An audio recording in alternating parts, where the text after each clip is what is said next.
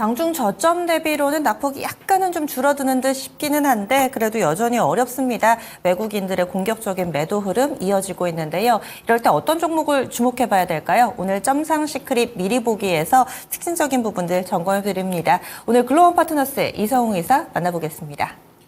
오늘은 어제와는 다르게 시장이 혼조세입니다. 종목들 같은 경우도 개별적인 요소들이 많은 종목들이 오늘은 올라오고 있어요. 한번 살펴보고 가도록 하겠습니다. 첫 번째로는 자람 테크놀로지입니다. 오늘은 19.09% 상승한 13만 300원에 거래가 되고 있는 모습입니다. 신고가의 형태가 계속 발생을 하고 있는 상황이고요. 저전력 반도체와 관련된 설계 능력 같은 경우가 부각이 되는 모습입니다. 유럽 업체와 함께 해외 5G 시장의 대응 부분도 있고 우리가 반도체와 관련된 부분 공정상에서도 좀 추가적인 매출이 발생할 수 있는 구조를 갖고 있습니다. 시장이 조금 불안하기는 한데 신고가가 나타나는 형태가 나오고 있고 가격으로는 한 15만 원대 정도에서는 변동성이 커질 수 있음을 기억을 하시면 되겠습니다. 나올 수 있는 실적 대비해서는 주가가 빠른 모습들인데 그럼에도 불구하고 상승 여력 같은 경우는 한 15% 정도 남아있다라는 말씀을 드립니다. 두 번째로는 포스코 스틸리온입니다. 어제 철강과 관련된 이슈가 발생을 했는데 시간차로 어제 오늘 좀 부각이 되는 모습이고요. 오늘은 7.06% 상승한 48,500원에 거래가 되고 있는 모습입니다.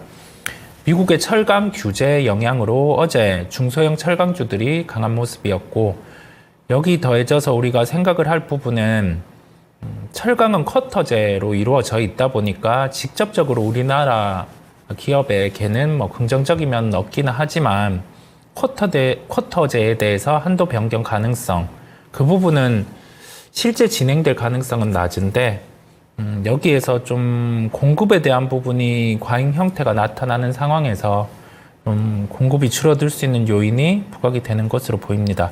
추세적으로 해당 종목을 가지고 가기에는 한계가 있어요.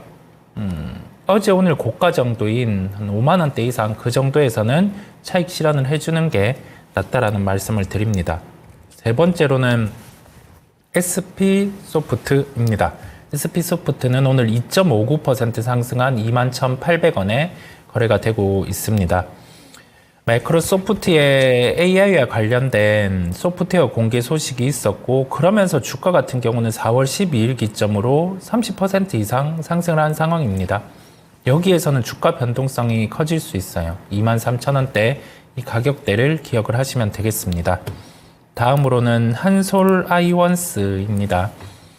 1분기 실적 발표를 한 기업입니다. 오늘은 2.66% 상승한 12,720원 정도의 거래가 되고 있습니다. 시가총액은 3천억대 중후반을 왔다 갔다 하는 상황이고요. 1분기 실적을 놓고 봤을 때 연간 영업이익이 이제는 한 200억대 중반, 300억대는 나올 수 있는 체력을 갖추고 있는 것으로 보입니다. 네, 그렇다 보니까 해당 종목 같은 경우는 4월 2일의 고점인 15,000원대 정도까지는 상승할 수 있는 여력을 가지고 있음을 말씀을 드립니다. 다음으로는 한컴 라이프케어입니다. 한컴그룹 같은 경우가 내부적으로 좀 기업에 대한 변경이 있는 부분이고 한컴 라이프케어 같은 경우는 실제 좀 매각의 형태가 나타날 가능성이 높습니다. 그렇다 보니 4월 16일부터 상승세가 나타났고 지금은 15.68% 상승한 6,860원에 거래가 되고 있습니다. 실제 매각이 단가가 정해지면 거기에서 경영권 프리미엄이란 게 한 30% 정도 해당이 됩니다. 그래서 실제 매각 단가가 나왔다고 해서 현재가보다 높아서 접근을 하는 게 아니라 30%의 할인을 대입해서 보시면 된다라는 말씀을 드립니다. 마지막으로 이구산업입니다. 시장이 최근에 불안하기도 한 모습이 연출이 되고 여기 더해져서 원자재 가격의 상승은 나타나는데 우리가 구리 같은 경우가 글로벌 IB에서도 예측하는 부분이 적어도 수요가 지금보다는 한 2배 정도 이상 증가될 수 있다는 부분을 내비쳤고 실제 변압기, 전선 이런 부분 특히 전선에 더 쓰일 수 있는 요인이 있다 보니 관련된 종목이 상승을 하는 상황입니다. 테마적인 요소를 띠고 있어요. 이 종목이 구리 가격이 올라갔다라고 해서 실적에 지대한 영향을 미치지는 않습니다. 다만 시장에서 이렇게 간택을 하는 거죠. 과거에 원자재 가격이 올랐을 때 이 종목 같은 경우를 주목했기 때문이라는 말씀을 드립니다. 여기에서는 자율적인 구간이에요. 트레이딩 같은 경우를 선호하시는 분들 같은 경우는 단가를 잡아서 충분히 매매할 수 있을 만큼의 거래 대금이 발생하고 있음을 말씀을 드립니다. 네. 여기까지 점성시크릿 미리 보기였습니다. 본편은 바로 이어서 유튜브 토마토 증권통 채널 들어가 보시면 함께 하실 수 있고요. 오늘의 주제는 금리 인하는커녕 이제는 인상 이야기가 나오고 있습니다. 오늘 시장이 어두워진 이유 가운데 상당히 큰 부분이 이 내용인데 자세하게 또 전해드린다고 하니까요. 이 시간도 많은 참여 바라겠습니다. 그리고 아직까지 토마토 증권통 유튜브 채널 구독 안 하신 분들도 있으시죠? 딱 오늘까지입니다. 구독, 좋아요, 알림 설정 해주시면은 더 풍성한 정보를 빠르게 받아보실 수 있고요. 오늘까지 이 구독 이벤트 참여해 주시면은 저희가 준비해 놓은 선물도 받으실 수 있으니까 많은 참여 바라겠습니다.